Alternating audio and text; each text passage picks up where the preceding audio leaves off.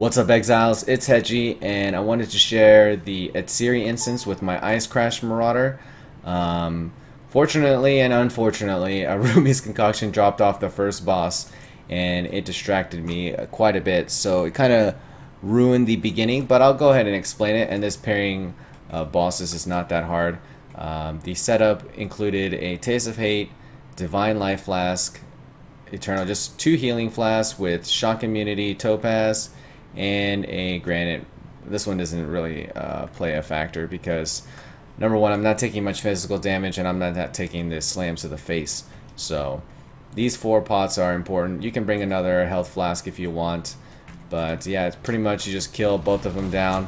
The links are melee fizz, faster attacks instead of hypothermia, concentrated effect, weapon Ellie, ice crash, and fortify.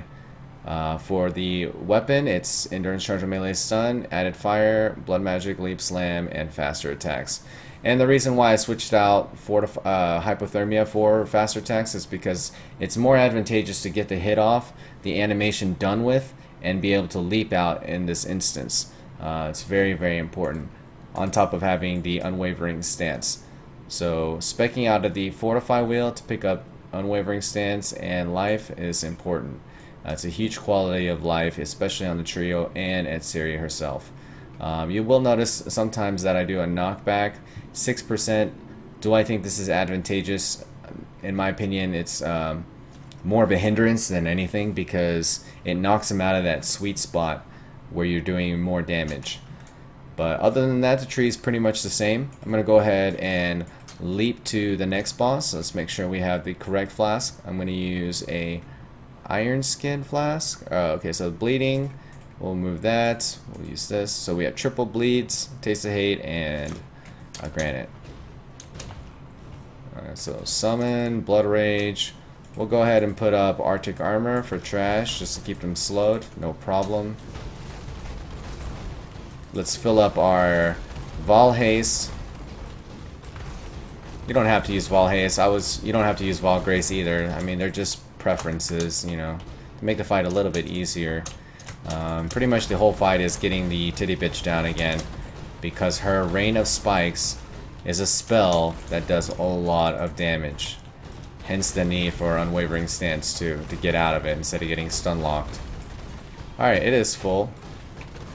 Let's go ahead and go to the boss. I do apologize for the first recording. It was kind of messy. I was like, oh my god, Ruby's Concoction. Alright, so let's switch in Conk Effect since we're done with trash. I guess we can build up charges and just see if we can tee off on the titty bitch. Alright, here we go.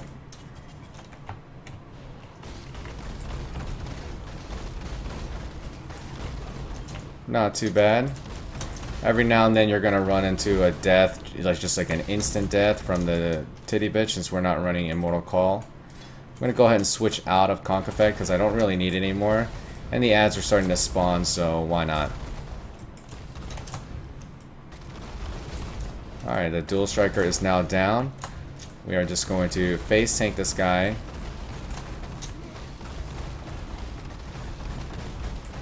He's gonna Cyclone, we have to move out. Now it's important to note that this fight is bugged, so once he dies, the ads will still spawn. And you saw that knockback right there, just kind of push him back. It's kind of annoying.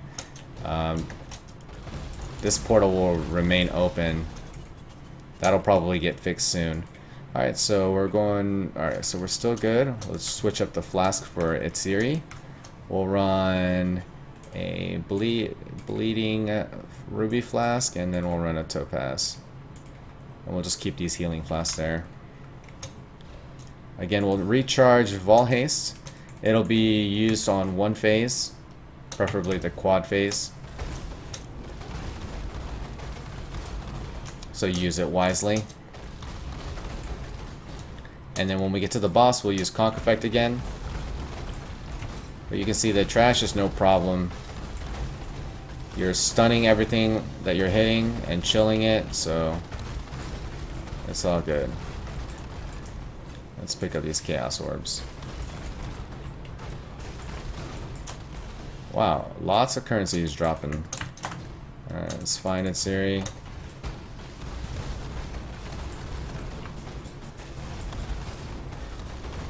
I think she's this way. Alright, for Atziri, I do a lot of running around, so Arctic Armor is not ideal. So we'll just keep Brolem on E, and I'll keep resummoning him as I see fit. You know, just to cause a distraction with the aggro, and not have everything focused on me.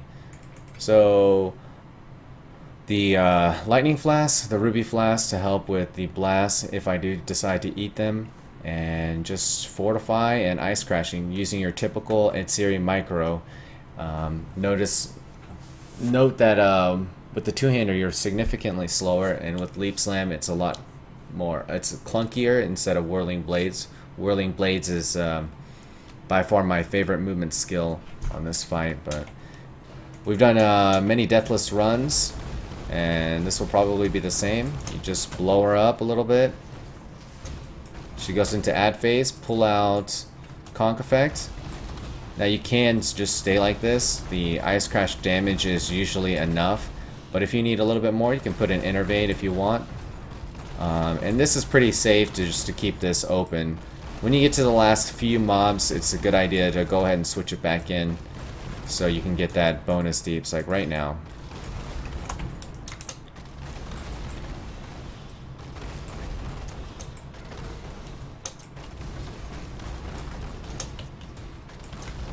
Alright, here we go into add phase. New blood rage.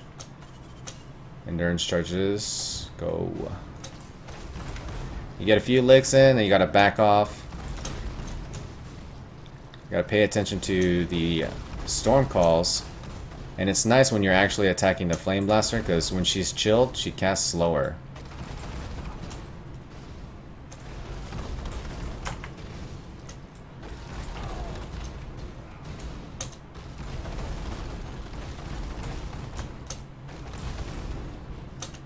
Alright, we're back in add phase. Let's go ahead and pull out the conk effect.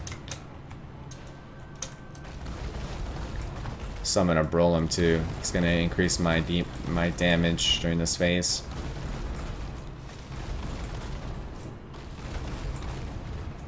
AoE is really, really strong. And let's swap back in for conk effect. Phase is almost over. And the fight immediately starts again. Alright, we're going to another quad phase. Let's try to get another Enduring Cry. Suppress some of that damage from the spears. I don't have a really good opportunity. Alright, there we go. Vol Haste.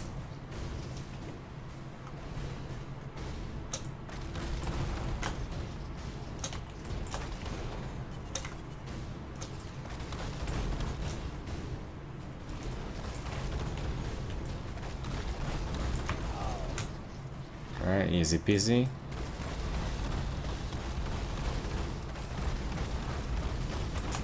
Whoa, invisible, invisible. That was interesting. Alright, here we go again. Let's do the dance.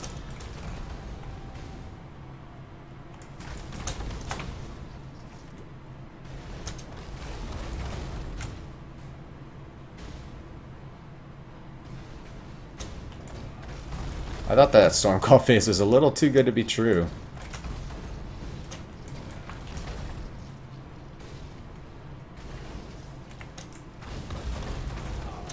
Alright, we're done with that phase. Blood Rage, get a little bit of extra healing.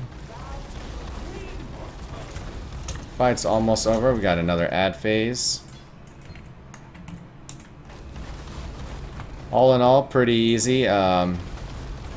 I will say that, you know, we did like 3 or 4 deathless runs, and you're gonna occasionally have those, you know, trio deaths where she just rain of spikes and you just insta die. It just happens from time to time.